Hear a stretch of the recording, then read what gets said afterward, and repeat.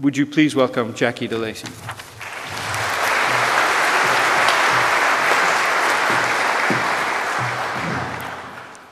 Thank you, Professor, and thank you in advance to our three very eminent guest speakers this evening, Tim Costello, Fahad Mazar and Sophia Murphy. Ladies and gentlemen, I thank you all for coming along to this seminar this evening. It's quite an amazing turnout, let me say. This is the fourth in our One Just World seminar series. These seminars are proving a great way of bringing important subjects that affect us all into the public arena. Previous topics in this seminar series have included climate change, gender and human rights. Today, the attention is on food security and the developing world, an issue that is close to my heart and no doubt the hearts of many of you here tonight. There has been much media coverage of this issue in recent times. We have all noticed that our own grocery bills keep increasing. It is therefore an issue that most of us can relate to, but the impact on the poor in developing countries is of a scale that many of us find hard to imagine, and it is a problem that will not resolve itself easily. While we have seen some reductions in the price of staple food crops in recent months, they remain well above historical levels.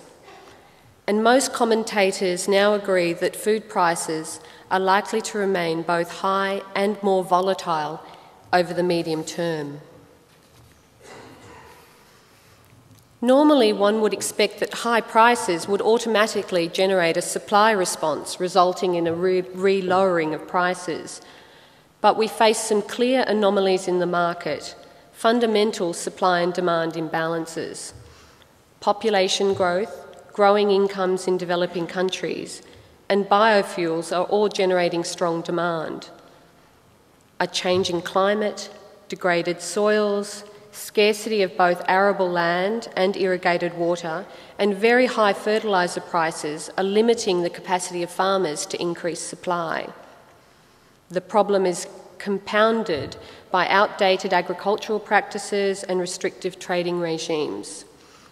We are less able now to predict the conditions under which food will be both available and accessible. So why does this matter? Even before prices started rising dramatically, nearly 10,000 children were dying from causes related to malnutrition every single day. More than 800 million people were going to sleep hungry every single night. Of the 2 billion people in our world living on less than $2 a day, most of their income is spent on food. They are highly vulnerable at the best of times. When food becomes short or expensive, when they lose the right or the opportunity to grow food or purchase food, they are in serious trouble. How do they cope? Well, they reduce meals, they sell assets and keep kids out of school, all of which pushes them deeper into poverty. A child who is malnourished for 1 month will have cognitive impairment for the whole of their life. Trouble of this magnitude can lead to social instability and a drop in economic growth. Neither is desirable when people are living on the edge at the best of times. So what should we do? Well, first we must deal with the immediate crisis. We need to contribute to emergency funds set up by agencies such as the World Food Programme to feed people in times of crisis. The Australian Government has also just recently supported a new fund set up by the World Bank to urgently distribute seeds and fertilisers to farmers and help provide social safety nets for poor people. But we also need to look at the long term. Certainly the Australian Government will be increasing our support for research to lift agricultural productivity in staple crops, getting better seed varieties and farming techniques to poor farmers. We will be looking at ways to improve rural livelihoods by helping to solve market failures that the rural poor encounter, such as access to land, legal frameworks, access to insurance and finance markets, rural infrastructure and transport networks.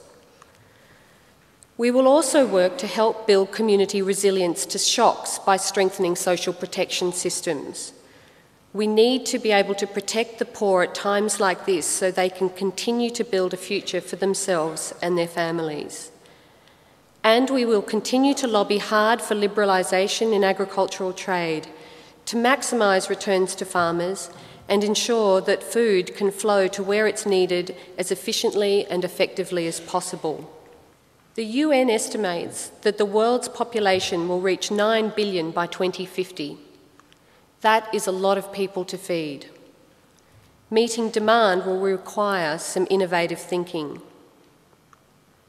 Women, by and large, are the world's farmers. They are the ones who spend hours every day in rice fields or raising vegetables and animals.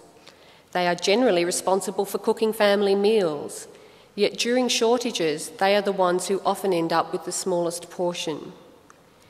In any response to the food crisis, we must harness the resources of those who know the most, including those women farmers. People can't be expected to put their savings into even a small orchard if they do not know that higher prices will make that investment worthwhile, or whether they will still have access to the land when the trees start bearing fruit, or whether their crops will be able to reach markets in a timely manner. At face value, these things seem small, but they lie at the heart of much bigger and more complex issues.